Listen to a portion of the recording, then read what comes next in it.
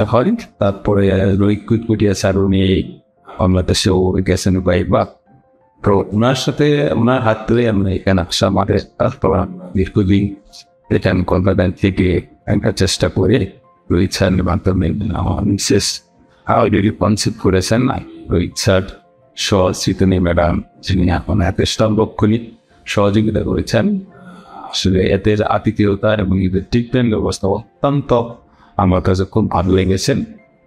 আমি অত্যন্ত খুশি হয়েছি তাদের বিভিন্ন ধরনের সুবিধাগুলি দিয়েছেন। তাদের অত্যন্ত ঐকান্তিক চেষ্টা ছিল যে আমি যাতে আসলে একটা ভালো রেজাল্ট আনতে পারি। এই জন্য আমি ইচ্ছার সব যারা এখানে কনসার্ট আছে, যারা সংশ্লিষ্ট যারা আছে সেখানে আমি সবাইকে ধন্যবাদ জানাই।